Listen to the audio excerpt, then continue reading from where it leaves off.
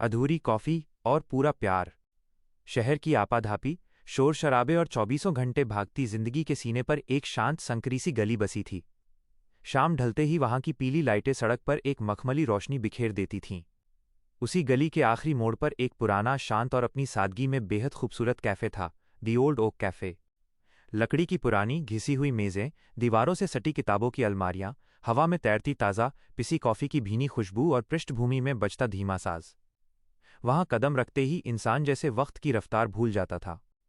दो अजनबी, एक ही छत। राहुल उस कैफ़े का एक स्थायी हिस्सा बन चुका था। पेशे से वो ग्राफिक डिज़ाइनर था, लेकिन उसका दिल पूरी तरह एक कलाधर्मी का था।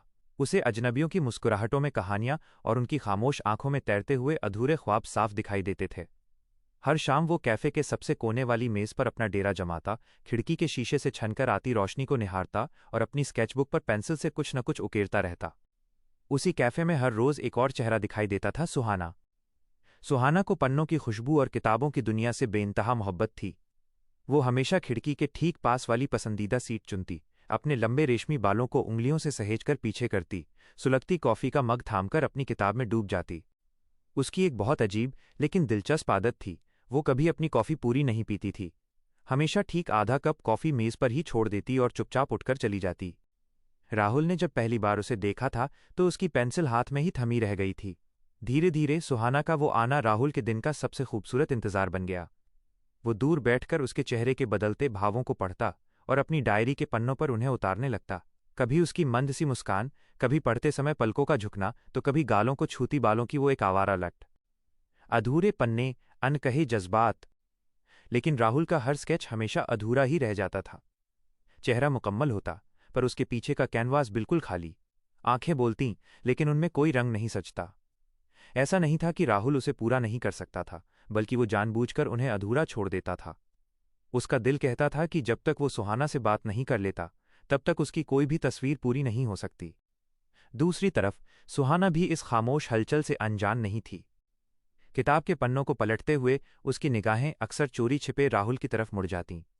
उसे राहुल का वो खोया खोया सा अंदाज और दुनिया से बेखबर होकर स्केचबुक में खो जाना बेहद सच्चा लगता था। कई बार दोनों की नज़रें अचानक टकराती, दोनों के होठों पर एक हल्की सी मुस्कुराहट तैरती और फिर दोनों झेपकर अपनी अपनी दुनिया में लौट जाते। महीनों गुजर गए, ना कोई नाम का लेन देन हुआ, ना ही कोई आवाज़ गुजरी। लेकिन दोनों के दिल बिना कुछ कहे एक दूसरे की मौजूदगी के आदी हो चुके थे। वो एक तूफानी शाम, फिर एक शाम, कुदरत ने अपनी चाल बदली। आसमान में काले घने बादलों ने डेरा डाल लिया और देखते ही देखते मूसलाधार बारिश शुरू हो गई। आसमान में काले घने बादलों ने डेरा डाल लिया और देखते ही देखते मूसलाधार बारिश शुरू हो गई। लोग खुद को भीगने से बचाने के लिए कैफे की तरफ भागे और पल भर में पूरा कैफे खचाखच भर गया। उस दिन सुहाना थोड़ा देर से पहुंची थी। उसकी वो खिड़की वाली पसंदीदा सीट पर पहले से ही कोई और बैठ चुका था। उसने पूरे कैफे में अपनी निगाहें दौड़ाईं, लेकिन बैठने के लिए 1 इंच जगह भी खाली नहीं थी। राहुल दूर कोने से ये सब देख रहा था और उसके दिल की धड़कनें अचानक से तेज हो गईं। उसे लगा शायद आज किस्मत खुद चलकर उसके पास आई है। जैसे ही सुहाना उसकी मेज के पास से गुजरने लगी, राहुल ने अपने भीतर की पूरी हिम्मत जुटाई और बेहद सधे हुए लहजे में कहा, अगर आपको असुविधा न हो तो आप यहां बैठ सकती हैं। सुहाना ठिठकी, उसने राहुल की आंखों में देखा। पहली बार दोनों के बीच की दूरी इतनी कम थी। उसने अपनी जादुई मुस्कान बिखेरी और कहा, थैंक यू, वरना आज तो मुझे खड़े खड़े ही इस पूरी किताब को खत्म करना पड़ता। जब राज से पर्दा उठा, सुहाना ठीक उसके सामने बैठ गई। राहुल के हाथ पैर इस घबराहट में ठंडे होने लगे कि उसने झटपट अपनी स्केचबुक बंद करनी चाहिए।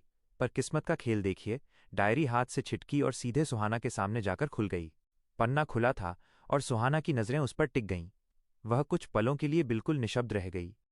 उस कागज पर सुहाना की एक ऐसी आकृति उकेरी गई थी जैसे कोई आईना रख दिया गया हो। वही आंखें, वही सादगी और किताब थामने का वही चिरपरिचित अंदाज।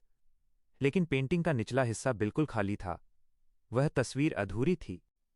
सुहाना ने धीरे से डायरी को अपने हाथों में उठाया और राहुल की तरफ देखा। राहुल का चेहरा शर्म और पकड़े जाने के डर से लाल हो चुका था। सॉरी, राहुल हकबकाते हुए बोला, तारांकन, मुझे खुद नहीं पता कि मैं। सुहाना ने उसे बीच में ही टोका और मुस्कुराते हुए पूछा, इतनी लाजवाब कलाकृति को आपने अधूरा क्यों छोड़ दिया? राहुल ने गहरी सांस ली। उसने पहली बार सीधे सुहाना की आंखों में अपनी आंखें डालीं और कहा, क्योंकि जिस चेहरे ने मेरी कला को ये खूबसूरती दी, वो रोज़ मेरे सामने तो बैठती थी, पर मेरे पास नहीं थी। मुझे लगा कि जब तक हमारी कहानी का पहला पन्ना नहीं लिखा जाता, ये तस्वीर मुकम्मल नहीं हो सकती। बाहर बारिश की गड़गड़ाहट और तेज हो गई थी, पर कैफे के उस कोने में जैसे वक्त ठहर गया था। सुहाना बिना पलक झपकाए उसे सुन रही थी। फिर उसने टेबल पर रखा अपना वो आधा कप कॉफी का मग उठाया, उसे राहुल की तरफ थोड़ा सा सरकाया और पूछा, तुम जानते हो राहुल, मैं हर रोज अपनी कॉफी आधी क्यों छोड़ देती थी? राहुल ने हैरानी से अपनी गर्दन हिलाई। सुहाना के गालों पर एक डिंपल उभरा, तारांकन, ताकि इस कैफे में दोबारा लौटकर आने की मेरी वजह कभी खत्म न हो। मैं एक बहाना छोड़ जाती थी ताकि कल फिर आ सकूं। राहुल मंत्रमुग्ध होकर बस उसे सुनता रहा। सुहाना ने बात पूरी की, तारांकन, लेकिन अब शायद हमारी कॉफी भी पूरी होगी और हमारी ये कहानी भी। एक मुकम्मल शुरुआत। उसी पल राहुल ने अपनी पेंसिल उठाई और उस अधूरी पेंटिंग को पूछ की दूरी इतनी कम थी। उसने अपनी जादुई मुस्कान बिखेरी और कहा, थैंक यू, वरना आज तो मुझे खड़े खड़े ही इस पूरी किताब को खत्म करना पड़ता। जब राज से पर्दा उठा, सुहाना ठीक उसके सामने बैठ गई। राहुल के हाथ पैर इस घबराहट में ठंडे होने लगे कि उसने झटपट अपनी स्केचबुक बंद करनी चाहिए। पर किस्मत का खेल देखिए, डायरी हाथ से छिटकी और सीधे सुहाना के सामने जाकर खुल गई। पन्ना खुला था और सुहाना की नजरें उस पर टिक गईं। वह कुछ पलों के लिए बिल्कुल निशब्द रह गई। उस कागज पर सुहाना की एक ऐसी आकृति उकेरी गई थी जैसे कोई आईना रख दिया गया हो। वही आंखें, वही सादगी और किताब थामने का वही चिरपरिचित अंदाज। लेकिन पेंटिंग का निचला हिस्सा बिल्कुल खाली था। वह तस्वीर अधूरी थी। सुहाना ने धीरे से डायरी को अपने हाथों में उठाया और राहुल की तरफ देखा। राहुल का चेहरा शर्म और पकड़े जाने के डर से लाल हो चुका था। सॉरी, राहुल हकबकाते हुए बोला, तारांकन, मुझे खुद नहीं पता कि मैं। सुहाना ने उसे बीच में ही टोका और मुस्कुराते हुए पूछा, इतनी लाजवाब कलाकृति को आपने अधूरा क्यों छोड़ दिया? राहुल ने गहरी सांस ली। उसने पहली बार सीधे सुहाना की आंखों में अपनी आंखें डालीं और कहा, क्योंकि जिस चेहरे ने मेरी कला को ये खूबसूरती दी, वो रोज मेरे सामने तो बैठती थी, पर मेरे पास नहीं थी। मुझे लगा कि जब तक हमारी कहानी का पहला पन्ना नहीं लिखा जाता, ये तस्वीर मुकम्मल नहीं हो सकती। बाहर बारिश की गड़गड़ाहट और तेज हो गई थी, पर कैफे के उस कोने में जैसे वक्त ठहर गया था। सुहाना बिना पलक झपकाए उसे सुन रही थी। फिर उसने टेबल पर रखा अपना वो आधा कप कॉफी का मग उठाया, उसे राहुल की तरफ थोड़ा सा सरकाया और पूछा, तुम जानते हो राहुल, मैं हर रोज अपनी कॉफी आधी क्यों छोड़ देती थी? राहुल ने हैरानी से अपनी गर्दन हिलाई। सुहाना के गालों पर एक डिंपल उभरा, तारांकन, ताकि इस कैफे में दोबारा लौटकर आने की मेरी वजह कभी खत्म न हो। मैं एक बहाना छोड़ जाती थी ताकि कल फिर आ सकूं। राहुल मंत्रमुग्ध होकर बस उसे सुनता रहा।